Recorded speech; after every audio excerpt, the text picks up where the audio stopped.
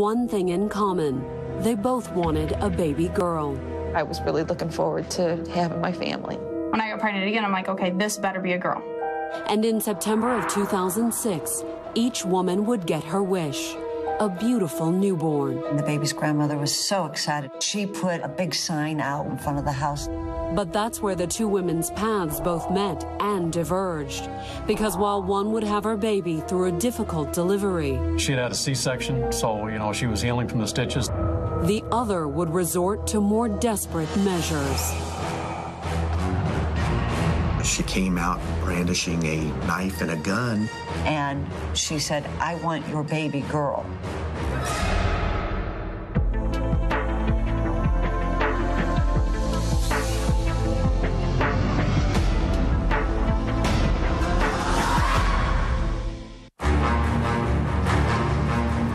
It was 20 till 1 on the afternoon of September 15th, 2006, when a frantic call came into the Franklin County, Missouri 911 center. And what's the problem? This lady just came in and said somebody stole the baby. Someone stole her baby? Yes. And the mother, according to the 911 call, had no clue as to the kidnapper's identity. I have no idea who stole your baby. I know she was some stranger. She broke in my house. The call kicked off a massive search for the missing infant. National Guard came in, the FBI came in. We had volunteers from all over searching the woods. And the story captured the nation's attention. When you hear that it's a newborn that's missing, everybody wants to have a happy ending. But while America hoped and prayed, police struggled with two questions. Was the distraught mother telling the truth? There were some things at the crime scene that didn't really make sense. It kind of made us question some of the veracity of her statements. And would police find the child in time? Everyone feared that perhaps he was dead.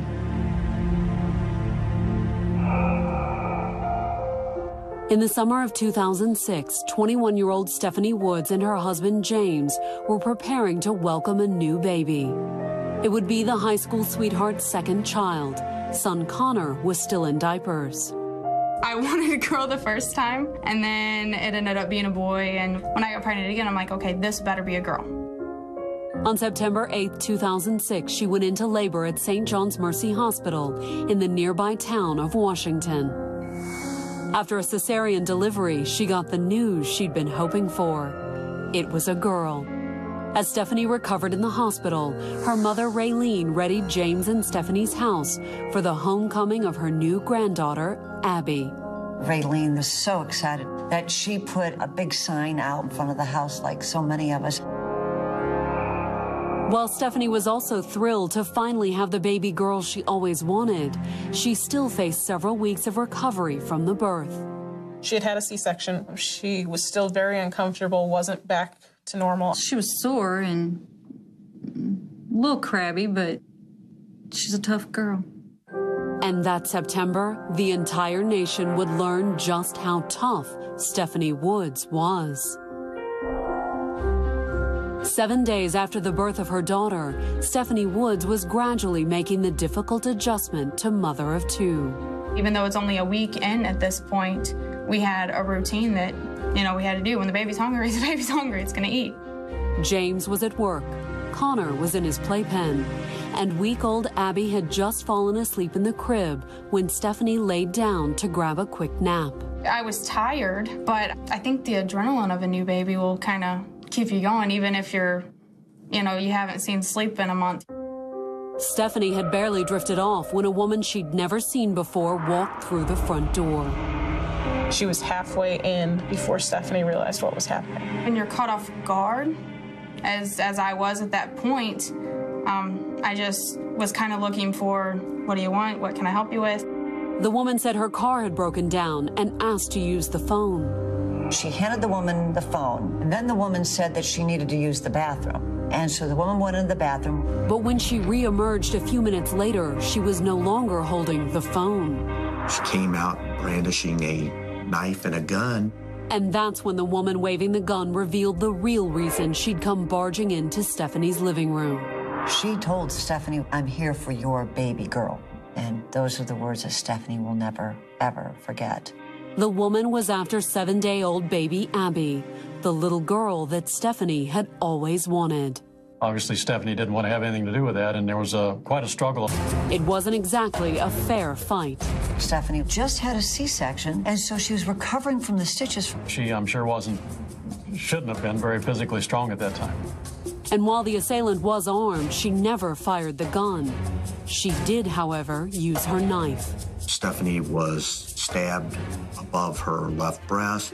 She was stabbed in the back. She had defensive wounds on her hand. Her thumb was almost severed.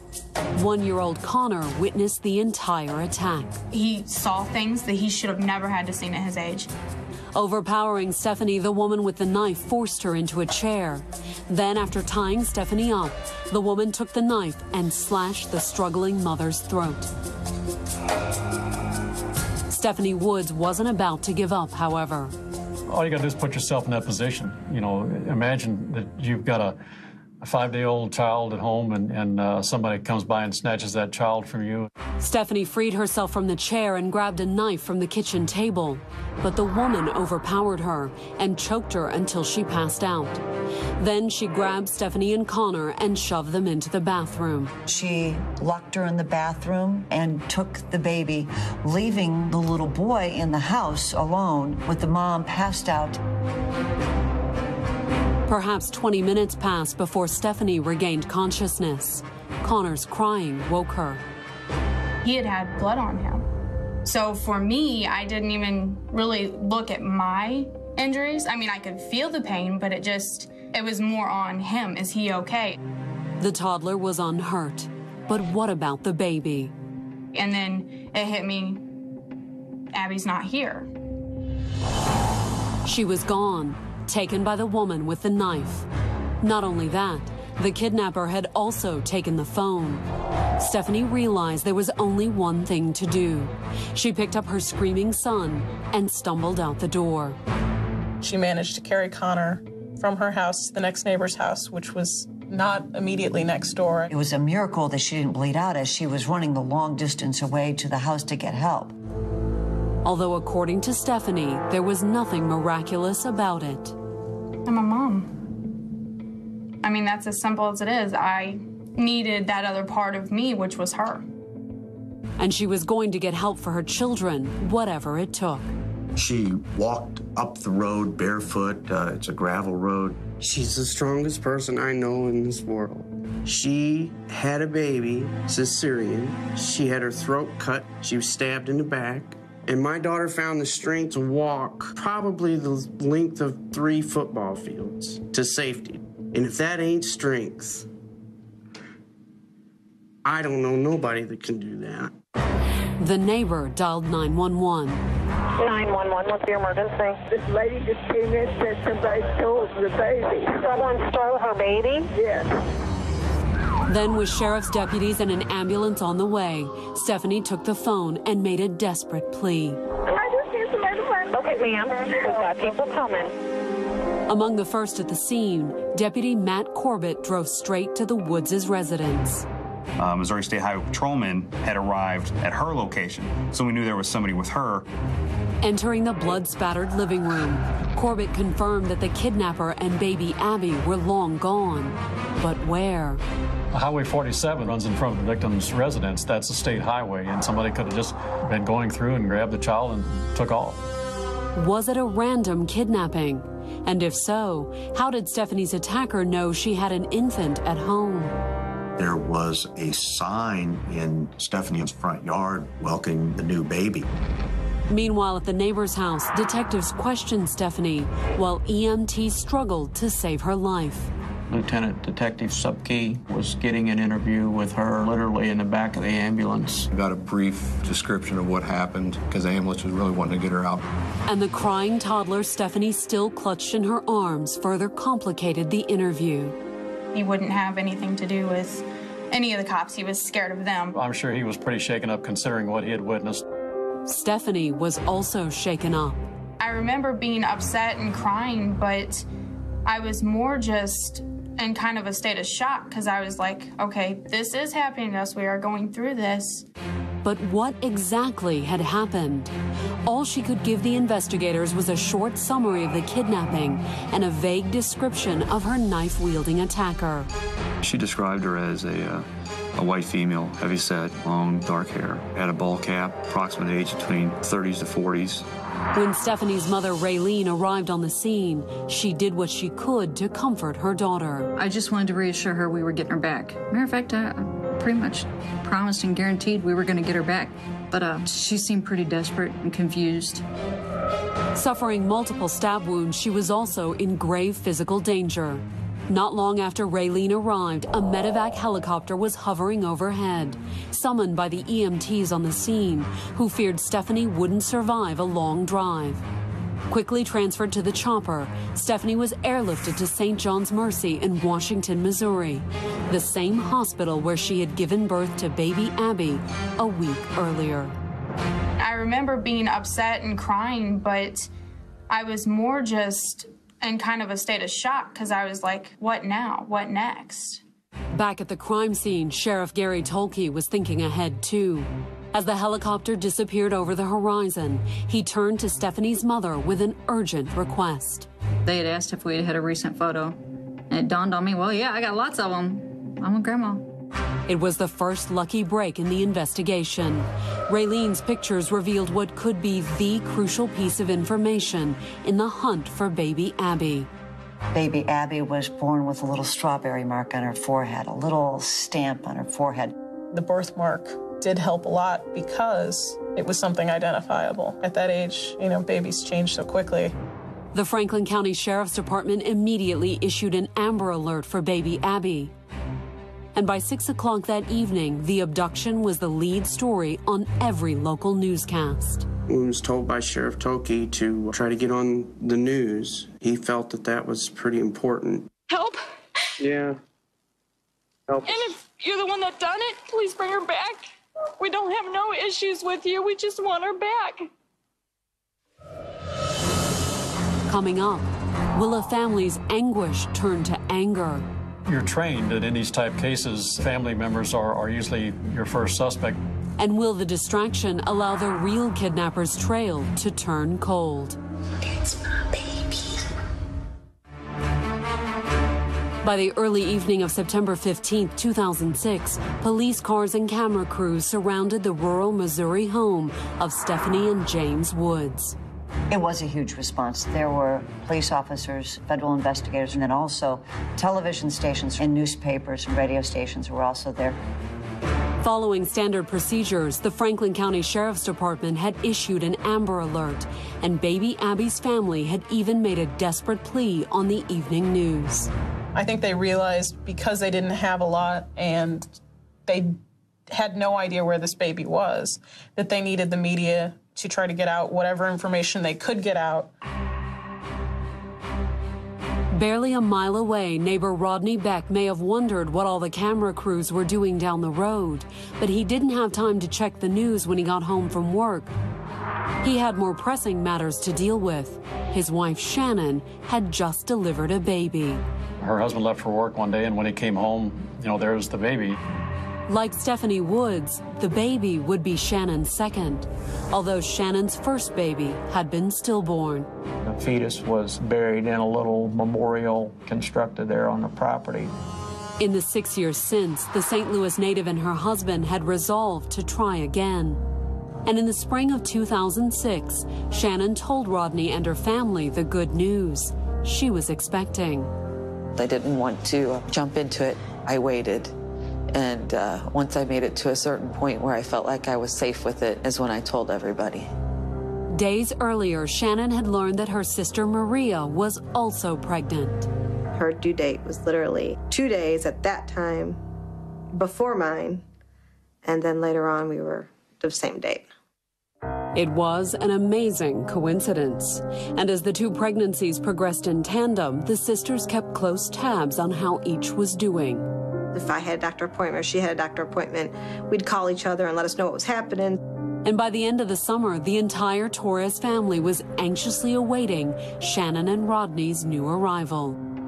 They fixed up a room for the baby. They decorated it all up, and we'd drive out there and look at it. and check it out. And we were already buying Christmas presents. I was really looking forward to having my family. But the wait would be shorter than Shannon imagined.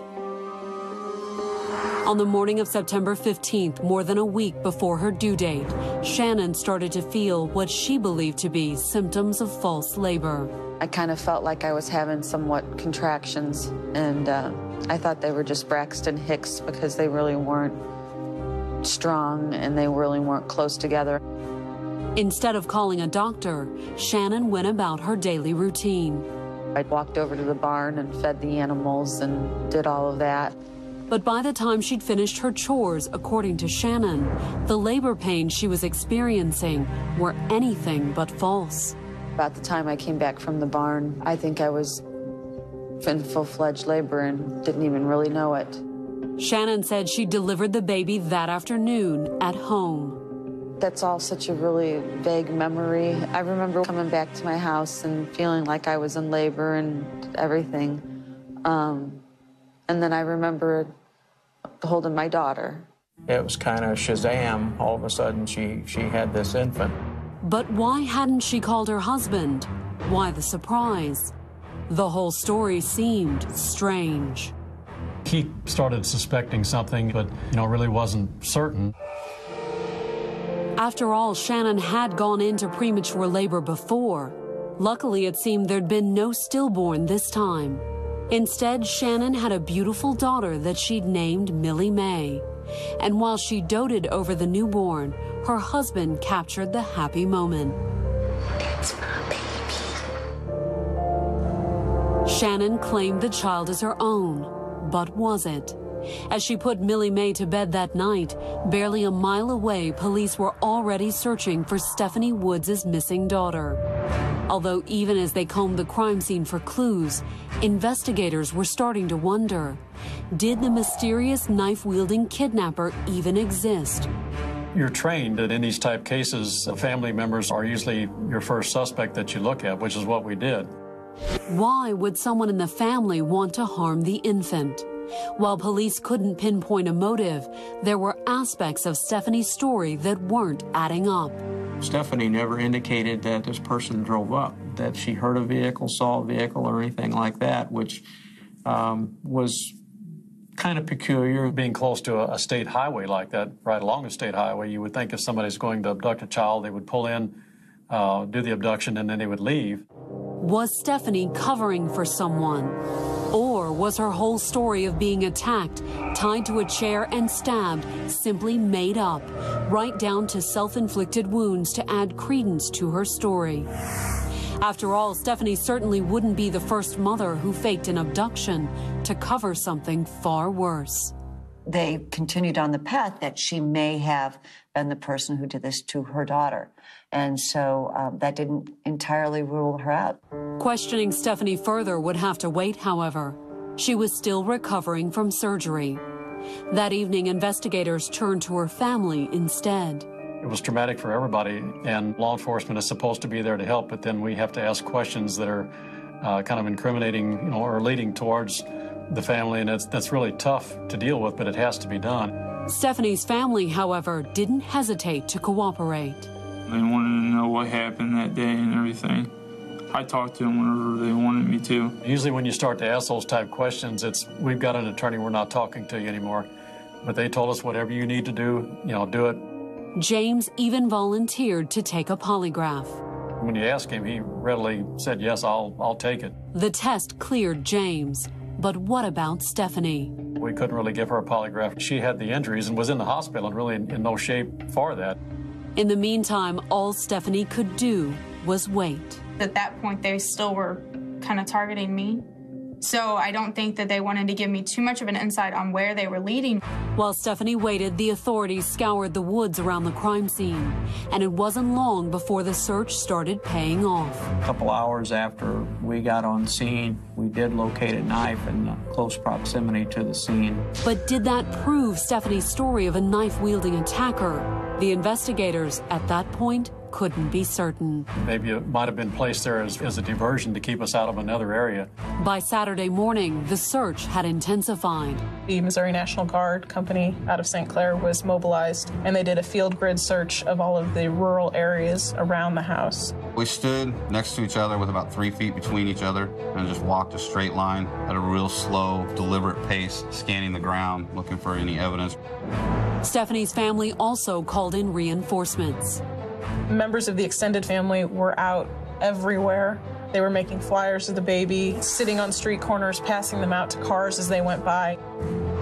But as Saturday passed, and then Sunday, with no new information about baby Abby, her family struggled to maintain optimism. Family's in agony. The family's trying to be there for Stephanie. We're wondering what could happen to our Abby. I thought this woman got Abby in a car and started driving and we would never see her again. Authorities were doing everything they could to make sure that didn't happen. By the end of the weekend, baby Abby's image was everywhere, broadcast 24/7 by the national media. We were putting all the information out as quickly as possible and getting the story out on the air. You literally hope and pray that someone passed by, saw something, heard something, knew something, and would call in. Coming up, the fateful phone call finally comes. He said, I got to talk to you right away, and I could tell through his voice that something was wrong. But had it come in time? The sheriff asked to see us four alone. He didn't sound too confident. I feared the worst at that point. By Tuesday morning, September 19th, 2006, it had been 4 days since a stranger had abducted week-old Abby Woods. People across the whole United States of America, from Florida to California, were sending cards, they were sending letters, they were sending prayers. The cards and prayers were little comfort to Stephanie Woods, the missing baby's mother. Released from the hospital, but still a suspect, she'd come home to her parents' house. I couldn't get her to go to sleep, not even 20 minutes. When she tried to go to sleep, she would wake up in a shock. She would wake up scared and wake up crying and wanting Abby back. She ached for her. For a few hours, she just, where's my baby? I want my baby. Would Stephanie ever see her child alive again? The investigators were starting to lose hope. That afternoon, in a field not far from the Woods house, searchers had found an ominous clue, an infant's onesie. Major Copeland called me on my cell phone, and he said, I got to talk to you right away, and I could tell through his voice that something was wrong. That was good news that we found it. The bad news was it had blood on it. Everyone feared that something had happened to this child, that perhaps it was dead. Even more troubling to the investigators was where the search team had found the onesie. There were two ponds in pretty close proximity to the residence. And we were thinking, well, maybe that was a diversion by whoever did this, and, the baby may be in a pond. And Sheriff Tolke called in a dive team to search the pond. Then he contacted baby Abby's family. The sheriff had called me, and he asked to see us alone. The only thing I can tell you is that I began praying, because he didn't sound too confident. Considering his urgency to need to talk to us that day, I feared the worst at that point. The mood was grim that evening as Sheriff Tolke sat down with Abby's parents and grandparents. Obviously, they were very upset. They knew, too, that this wasn't a very good sign. But just as Abby's family braced for the worst, the sheriff's cell phone rang. He turned the phone off, and it rang again, and he kept turning the ringer off, and it was persistent, so he said, I got to take this. The call only lasted a few seconds. And it was the answer we needed. It was Abigail. They're telling me the baby's alive. And you're going down and you go back up again. And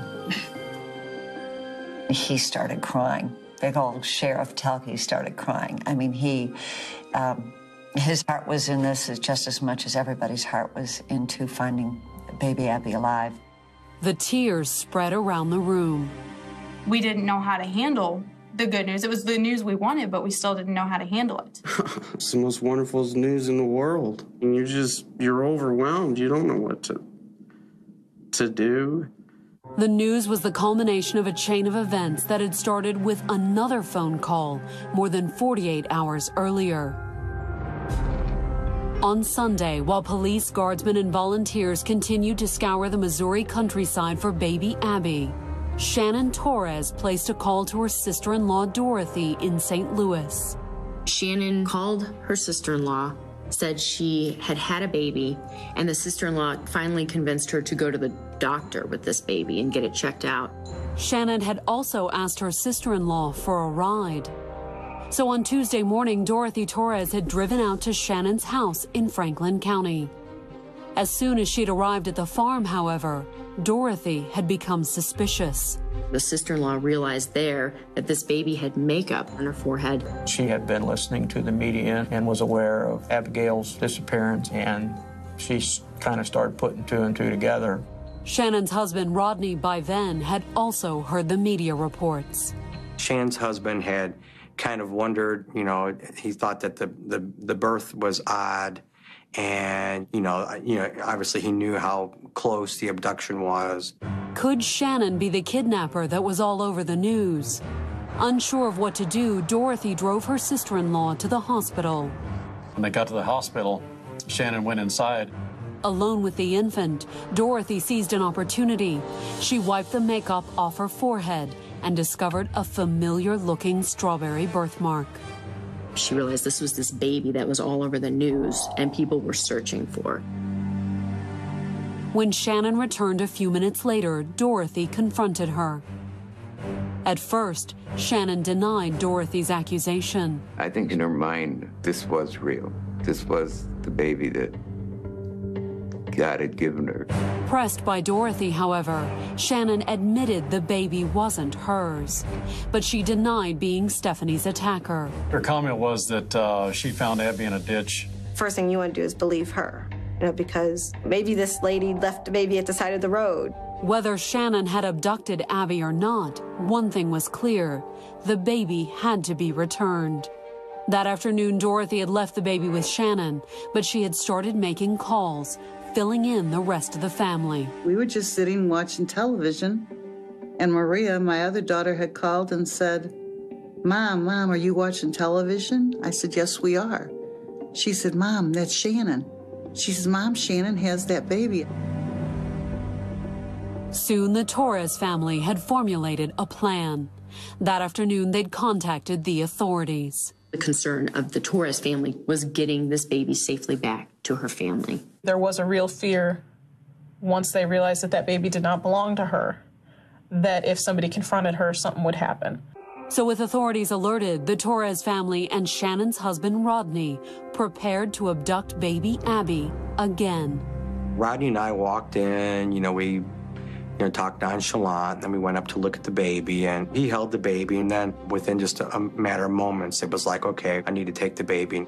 They were able to get this baby away from Shannon Torrez and into the arms of the sister-in-law. And once Dorothy had baby Abby in her arms, she whisked the infant into a waiting car. Shannon hadn't put up a fight.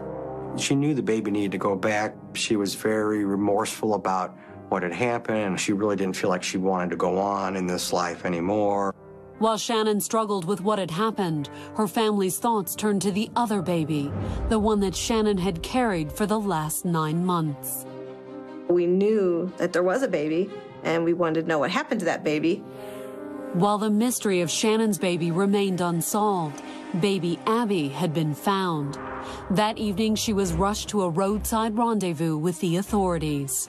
The lady in the passenger side got out, cradling a child. I immediately approached the lady, asked her if this was baby Abby. She said yes. Baby Abby was in safe hands, and it was at that moment that Sheriff Tolke's cell phone rang, interrupting his tense meeting with Abby's parents and grandparents. To get a call out of the clear blue like that, that was quite an experience. Less than half an hour later, Abby and her mother were reunited at a nearby hospital. They wouldn't just turn her over. They had to make sure that she was okay, but they let Steph be in the room with her. I had to see her. I had to touch her. Stephanie Woods was finally able to do the one thing she'd spent almost 5 agonizing days aching to do: cradle her child. We were escorted into the emergency room, and there Stephanie was holding her, and James was sitting right next to her. The baby looked just perfect, just perfect. She was in extremely good health. There was no indication of any abuse or malnutrition or anything like that. For Stephanie, James, and Abby, the ordeal was over. But for Shannon Torrez, it had barely begun. As baby Abby was being reunited with her parents, a small force of Franklin County deputies descended upon the Torrez farm. They found Shannon and the rest of the Torrez family ready and waiting. A family friend was an attorney, so she had an attorney immediately. She had an attorney before we even got there, so there was no questioning of her or anything like that after she had been taken into custody because she had invoked her rights. There was no struggle, only tears. She was sobbing, just out of control, crying, what have you. Her husband was there with her. He was attempting to console her. It's more of just kind of a flash memory of knowing that one minute I was at home and then the next minute I'm in jail. With Shannon in custody, investigators on the scene search for answers. What would drive Shannon Torrez, a woman with no history of violence, to commit such an unthinkable crime? That's when Shannon's family informed police of both the loss of her first child and her recent pregnancy. We believe that Shannon Torrez had suffered a miscarriage and didn't want to tell her family that she had had a stillborn and went looking for a baby to replace the one she had lost. But what had become of the stillborn? It was an extensive search of the property and an area around there looking for this second baby, but it was never found. Shannon wouldn't say what had happened to her infant either. Heeding advice from her attorney, she refused to speak. And at her arraignment 2 days later on September 21st, she maintained her silence. She came in shackled, orange jumpsuit, very wild-eyed, kind of looking like she wasn't aware of her surroundings. She had been crying. She cried throughout the hearing. The hearing was brief. The list of charges wasn't. We charged her with burglary, several kidnapping, stealing. I believe it was 11 or 13 counts. The prosecutors hit her with everything they could. And how did Shannon respond to the many charges against her? Not guilty to all of them. Coming up, breaking silence for the first time, Shannon tells her side of the story. I remember questioning, is this my baby? Is this the baby they're looking for?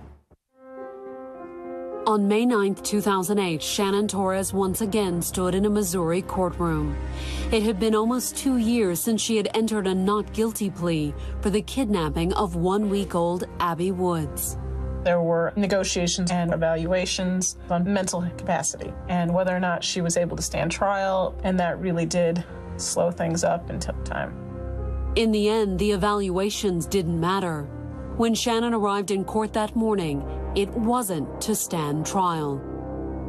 It was to change her plea. She made what is called an Alford plea, where she pled guilty, but she did not admit guilt. I could have tried to see what a jury would give me, or we could just take what evidence was there and accept the fact that even though I don't remember doing this, that I obviously was involved in it. With the evidence stacked against her, why wouldn't Shannon acknowledge her guilt? It was simple. She claimed to have no clear memory of the more than 72 hours she'd called baby Abby her own. I try to look back and try to think of, remember bits and pieces of the day, or I should say the days, and I just can't seem to grab hold of it. Shannon claimed her memory wasn't clear, but her victim would never forget the traumatic events of September 15, 2006. Stephanie Woods was able to positively identify Shannon as her attacker. And since baby Abby had been found in Shannon's possession, there was no denying what she'd done. I accept the fact that even though I don't remember doing this, that I obviously was involved in it. And now she would face a judge to determine her final sentence, which could be anywhere from 10 to 30 years in prison. I was afraid of what was going to happen because either direction I knew that there was an outcome that could change my life dramatically. On September 21st, 2008, Shannon's sentencing hearing began. Prosecutor Robert Parks opened the hearing by requesting Shannon receive the maximum penalty allowed under law. We wanted to make sure that Shannon Torrez stayed in prison until Abby had reached majority. To back up his request, Parks pointed to several factors. First, there was the premeditated nature of the crime. She'd planned this out. You know, she brought weapons with her. She brought a knife and a gun. And the prosecutor added, it was a miracle Shannon didn't face murder charges.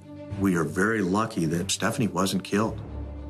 That did not mean Stephanie had escaped unharmed, however. The entire family, according to the prosecutor, would carry the physical and mental scars of Shannon's actions for the rest of their lives. Bob Parks talked about how the Oceanbine Woods family really lived in fear of this woman coming back and coming near their child again. Let's just say that she got 10 years. Abby would only be 12 years old. Hardly be able to protect herself. To underscore that fear, Parks called Stephanie to the stand. As she gave her victim's impact statement to the court, she faced Shannon for the first time since the attack. And this time, it was Stephanie who had the upper hand. I had so many things that I'd wanted to say directly to her, or I guess at her. It really just all kind of spilled out. Stephanie Oceanbine asked the court for no mercy on Shannon Torrez because they contended that Shannon Torrez showed no mercy when she left Stephanie for dead. But that, according to Stephanie, wasn't the worst thing Shannon had done. This woman had made her feel like she would not be able to protect her children. And that was, she said, from woman to woman, you shouldn't have done this to me. She made it very clear that she felt very betrayed by another woman. But the question everyone wanted to know the answer to was what had driven Shannon to attack Stephanie and steal her baby. The answer, when the defense presented her case to the judge, was that Shannon also knew what it was like to lose a child. Shannon's lawyer reminded the judge that not only had she lost a baby years earlier, she had delivered a second stillborn child shortly before Abby's abduction. Her lawyers argued at the sentencing hearing that she had been pregnant. But was she really pregnant? According to the testimony of several witnesses, yes. We all knew that there was a baby. We felt it. We'd seen all the telltale signs of her being pregnant. Some people, her priest remembers putting her hand on Shannon Torres's stomach and remembers the baby kicking. There was nothing that I can remember that gave me any signs that something was wrong. But Shannon's pregnancy had come to a sudden, devastating end. She'd suffered a second miscarriage. She wanted children, and she just wasn't thinking clearly, and something just snapped. And the miscarriage, the defense claimed, had sent Shannon on a desperate search for another newborn. Psychologists testified to the fact that she was suffering from a postpartum bipolar disorder. In her mind, she wasn't doing anything wrong. She wanted a baby. And she'd spent the remainder of the weekend struggling with denial. I had the back and forth battle in my head of, is this my baby? Is this, you know, is this not? Is this the baby they're looking for? It's my baby. There was, however, one problem with the defense's claim. While a medical exam conducted after her arrest concluded she'd recently been pregnant, the defense could produce no evidence of a miscarriage or stillborn. What we did not know is what had happened to the second child. But in his closing argument, prosecutor Robert Parks didn't even bother to debate the question. Whether or not Shannon suffered a miscarriage was irrelevant as far as he was concerned. Instead, he asked the judge to focus on the things Shannon had already admitted doing. One thing the prosecution did make clear is the fact that no matter what her mental state was, it was not excusable for her to go in, slash a woman's throat, and steal her infant baby. Now, only one question remained. What would the judge's sentence be? Shannon faced as few as 10 years, but prosecutors asked for the maximum of 30. I always expected that there was going to be some sort of punishment, but I hoped for the best, not for the worst. She would be disappointed. Without a blink, the judge slammed his gavel and he said 30 years. Abby's family was elated. The way she did this, she was very violent, and it was wrong. And she got the 30 years that she deserved. Meanwhile, the Torrez family struggled to deal with the loss. For him to come down with 30 years, I think that's what blew us all away. Today, Shannon is in prison, serving 30 years for a crime she still maintains she can't remember. I really don't have an explanation to her as much as I really would want her to know that I was sorry for anything that she ever had to go through. Stephanie likewise still has trouble coming to grips with what happened that September afternoon. Because of Shannon and what she had done to me, I can understand the loss of a baby. And I can understand the want for a baby. But I don't think I'll ever be able to wrap my mind completely around why would she want to put any other human being through that pain.